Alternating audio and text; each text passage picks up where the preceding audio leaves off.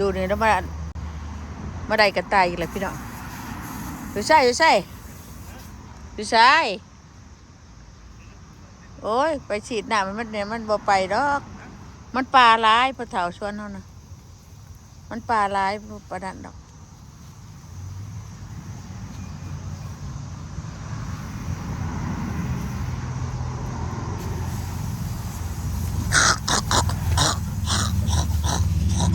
โอ้ยพี่เถาอะไรมาไม่ก็กระเด็บกันมันแลนไปพี่นี่ต้นบักส่วนนี่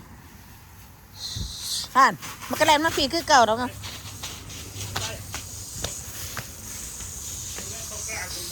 บ่นี่แดนมันนี่คือไปมิดไปล่ะบ่เห็นเนี่ย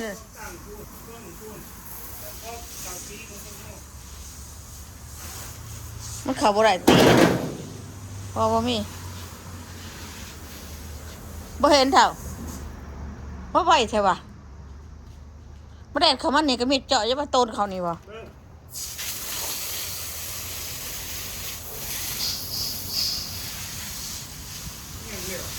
นะบ่เฮ้ยเขาแดนดัดอยู่นี่มันแดนเขานี่ก็ได้ขึ้นไปมิดโดด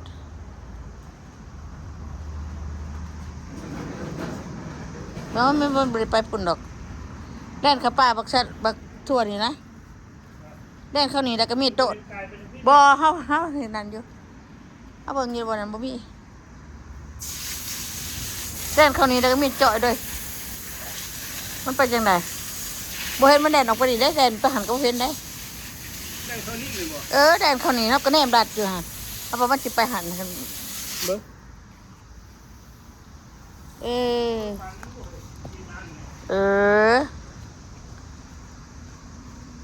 มันไปทางอื่นนี่บ่ฮู้แล้วหายเขาหันนะกูก็แนมดัดอยู่นี่กูก็แนมดัดอยู่กูถ่ายอยู่ได้เฮ้ยหายแจกประชันจะหายแจกหายจักก็หายเลยเนาะโอ้ยไปเด่นน้ำลายตัวพอละยาปัญญานี่เขานี่มากกูก็แนมอยู่มันก็เข้าบ่นั่นข้างบักทั่วนี่เขาจัดบนข้างบักทั่วนี่แหละกูก็แนมดัดอยู่ทางนั้นบ่เห็นนะจังหวะมันหายเจ็บ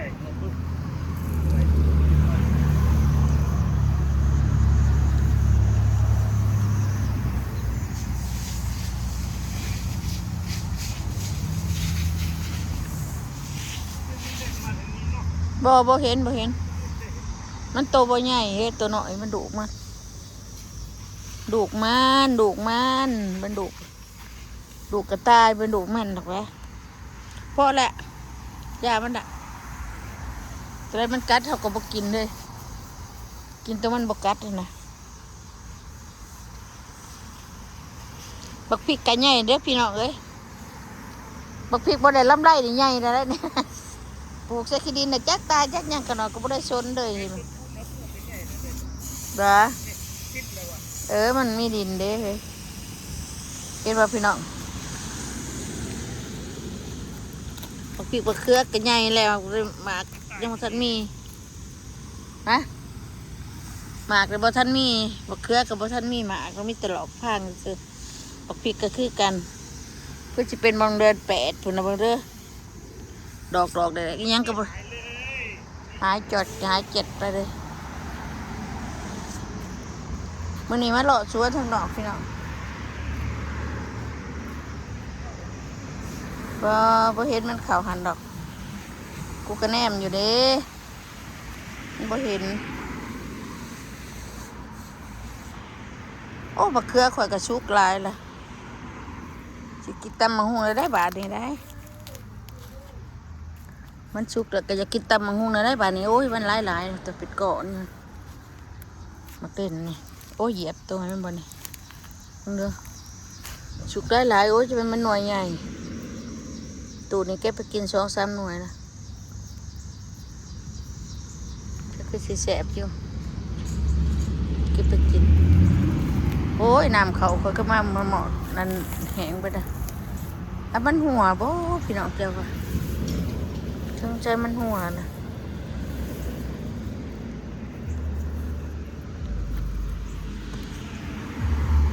ก็ใส่น้ำหัวเบิ่งน้องเดินบักกระเดะมากินมึงดูนุ่ยหน่อยโพดพี่น้องเอ้ย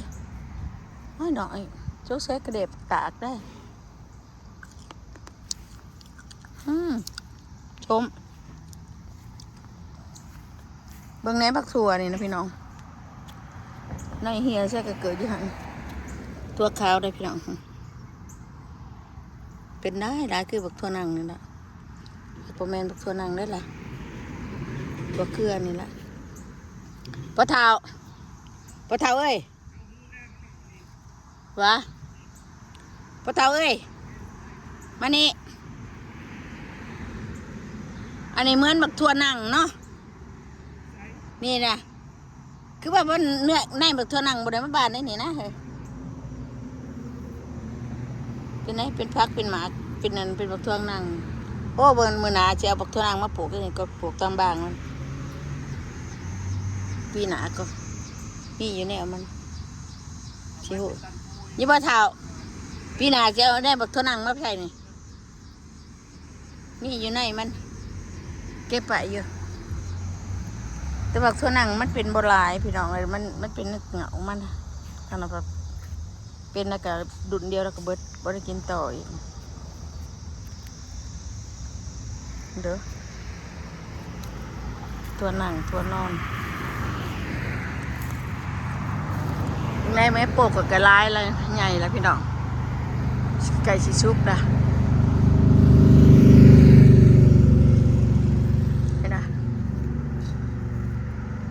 ร้ายเติบเยอะกำลังชิชุบแต่มันแดงเดิมโดนละปีนี้หน่วยโป่งอยู่ปีนี้นะมันบานโผดขน่อยป่ะหวานกรอบเทิงหวานเทิงกรอบแซ่บอยู่แต่ว่ามันหวานโผดเห็นแล้ววะเฮ้ยโอเค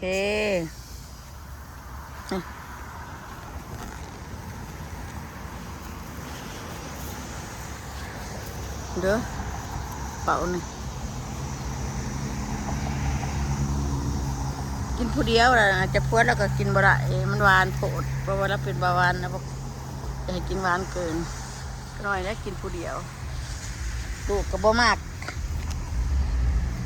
บักโป่นะหมักใหม่เขาบ่กินเด็กดอกตัวนี้หมักอีหยังก็อยากเขาบ่กินได้ดังกกจนกองหมักด่วนๆเลยหมักหลาย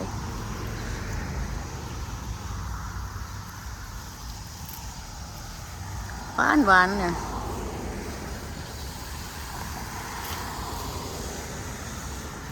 ต่ำๆเล็กหน่อยปีหนึ่งก็จับไหล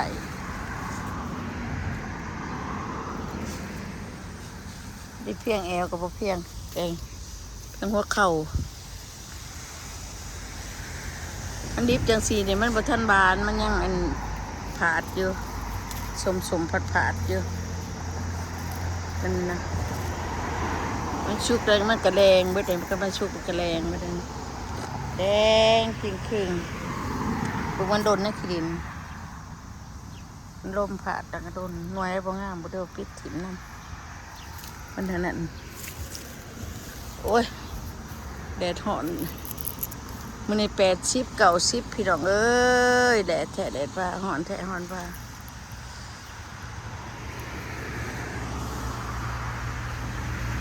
อย่า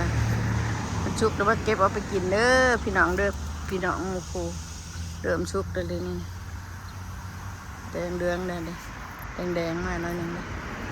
มันเป็นไอ้โฟแดงเลยเพราะมันไอ้โฟเขียวอันนี้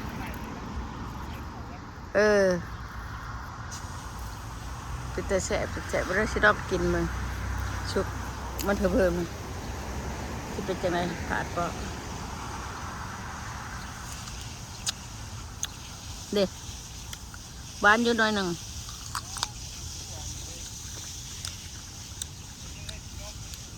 กรอบ กินบ่ได้ยัดผาดชมผาดถ้ามันชุกมันจะสมหวานมันจังหวานปานมันโอเคพี่น้องไก่มาเก็บมาไปกินเด้อพี่น้องเด้อว่ามันชุกก่อนเดือน8เนี่ยชุกคุมเมื่อไรเนี่ยนวลหน่อยๆเก็บถิ่มก่อน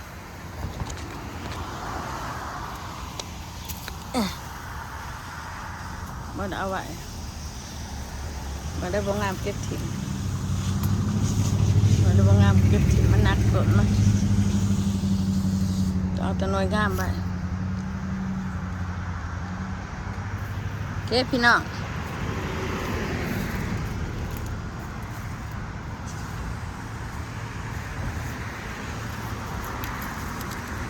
มันนี่งามเนาะชมนี่งามเนาะบ้านบักใหญ่น้อยใหญ่ใช่ไหม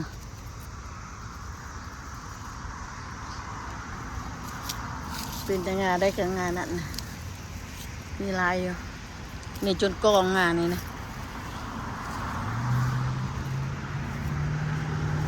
มันใหญ่ลายมันลายกองลงให้บ้างมาเก็บเอาไปกินได้พี่น้องแอปเปิลหวานนะหวานดีนะโอเคพี่น้องอยู่ดีไม่แห้งพี่น้องขอบใจทุกคนที่ติดตามด้วยพี่น้องเด้อบาย